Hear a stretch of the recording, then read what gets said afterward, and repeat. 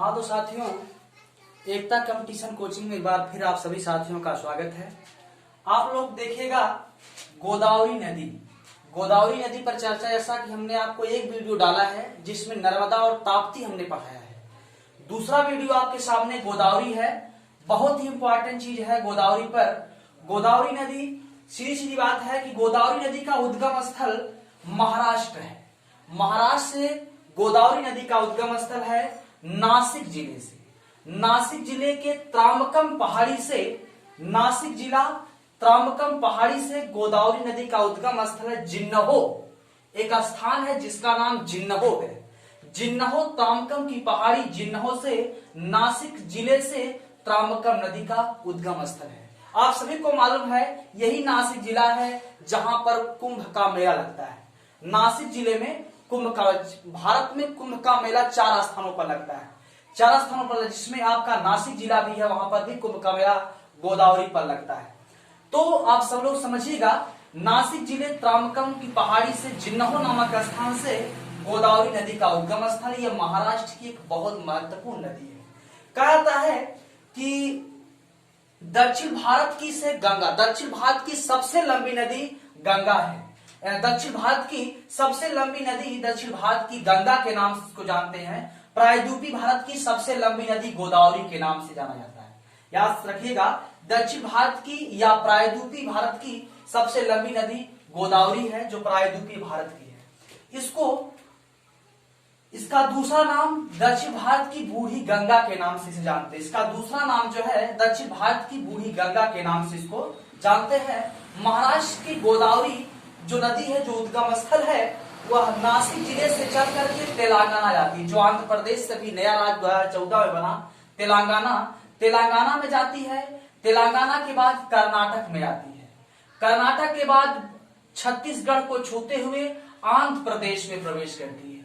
आंध्र प्रदेश में चली जाती है। आंध्र प्रदेश में एक शहर है राजहमुंद्री शहर नाम है। राजहमुंद्री शहर से यह आंध्र प्रदेश से बंगाल की खाड़ी में विलीन हो जाती है।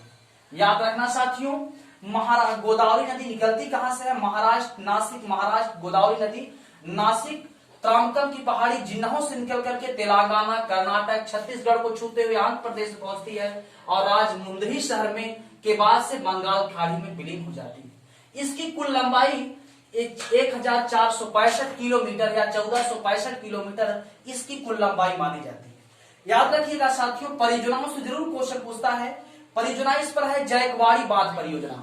जायकवाड़ी बांध परियोजना यमएच अर्थात महाराष्ट्र में है जायकवाड़ी बांध परियोजना। दूसरा परियोजना है पोचमपाद बांध परियोजना है। पोचमपाद बांध परियोजना जो आपका ये कर्नाटक में पड़ेगा।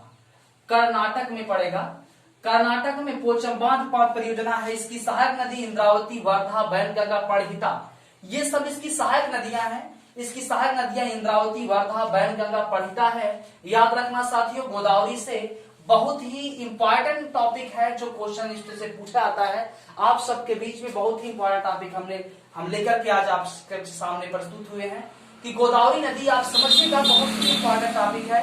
याद रखिएगा, इसमें से क्वेश्चन यही पूछता है बूढ़ी गंगा के नाम से किसे जानते हैं? गोदावरी को। दक्षिण भारत की गंगा क्या है? गोदावरी है। गोदावरी नदी का उद्गम कहाँ है? त्रांबकम की पहाड़ी नासिक है। ऐसे तमाम क्वेश्चन इससे पूछाते हैं। ये गोदावरी नदी है। गोदावरी नदी पर आप समझिए कुंभ का मेला लगता है। आय का वीडियो आपके सामने। हाँ तो साथियों, आपके सामने है स्वर्णरेखा नदी। अगला नदी का नाम है स्वर्णरेखा। आप सब समझिएगा, बड़ा शार्ट में बनाया जाता है वीडियो, ताकि आप 10 मिनट से कम वीडियो रहे, ताकि आप इसे सुचारू ढंग से देखें। क्योंकि ज्यादा लंबा हो जाता है तो वीडियो कोई देखता नहीं, इसलिए इसको छोटा वीडियो बनाया जाता है और सारगर्भित चीजें आपको बताई जाती है। वैसे अगर आप कोचिंग में हमारे आप आएंगे तो वहां आपको विस्तार ढंग से बताया जाएगा। यही टॉपिक कम से कम पढ़ाने में 20 से 25 मिनट, आधा घंटा भी लग सकता है। याद रखिएगा, अगला टॉपिक आपका है स्वर्णरेखा नदी। स्वर्णरेखा नदी झारखंड से निकली है। झारखंड की नदी है। झारखंड सभी लोग जानते हो, बिहार से अलग होने वाला यह राज्य झारखंड है। 2000 ईस्वी में झारखंड बिहार से अलग हुआ। 2000 ईस्वी में झारखंड बिहार से अलग हुआ और झारखंड की राजधानी रांची है, जहां पर महेंद्र सिंह धोनी का घर है। आप सभी लोग जानिएगा, झारखंड ट्रिक बना है चाउज है, ये आप समझिएगा। सीधी सीधी बात पर हम आते हैं। झारखंड 2000 ईस्वी में बिहार से अलग होकर के अभिन्न राज्य बना। मुंडा जो है, मुंडा ये सब यहाँ की जनजातियां हैं। यहीं से स्वर्णरेखा नदी का उद्गम स्थल है। याद रखिएगा, स्वर्णरेखा नदी का उद्गम स्थल झारखंड का रांची जिला नगड़ी गांव है। नगड़ी गांव रानी झुइया नामक स्थान से, नगड़ी गांव रानी झुइया नामक स्थान से यह निकली हुई है।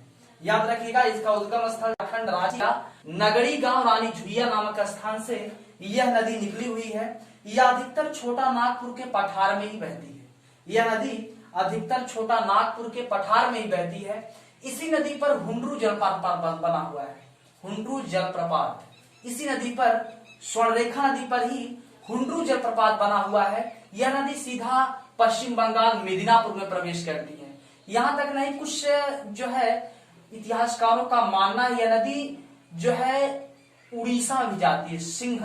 सिंहवा स्थान से उड़ीसा में प्रवेश करती है, लेकिन उड़ीसा को छू करके पश्चिम बंगाल मिदनापुर में जाती है और मिदनापुर में बंगाल की खाड़ी में विलीन हो जाती है। यह नदी सीधा जाते हुए बंगाल की खाड़ी में विलीन हो जाती है। लेकिन स्वर्णरेखा नदी किनारे ही जमशेदपुर स्थित है। जमशेदपुर क्वेश्चन पूछता भी है, जमशेदपुर किस नदी किनारे स्थित है? स्वर्णरेखा नदी किनारे स्थित है। जमशेदपुर में टाटा आयरन स्टील फैक्ट्री है, जिसको टाटा नगरी कहते हैं। Tata iron steel factory Jamshedpur में, जिसको टाटा नगरी के नाम से जानते हैं। जमशेदपुर में Tata iron steel factory Swarnarekha नदी किनारे बसा हुआ। हुंड्रू जलप्रपात इसी नदी पर बना हुआ है। इसकी कुल लंबाई 4474 किलोमीटर है। यह स्वर्णरेखा नदी है। स्वर्णरेखा नदी से सबसे महत्वपूर्ण क्वेश्चन आता है, हुंड्रू जलप्रपात किस नदी पर? तो आप समझिएगा, हुंड्रू जलप्रपात स्वर्णरेखा नदी किनारे स्थित है, स्वर्णरेखा नदी पर है। Jamshedpur Tata iron steel factory Jamshedpur में, जमशेदपुर किस नदी किनारे है? स्वर्णरेखा नदी किनारे है। ये सब क्वेश्चन आप लोगों के बीच में आता है। छोटा टॉपिक है वीडियो, आप इसे लाइक करें, सब्सक्राइब करें, साथियों के साथ शेयर करें।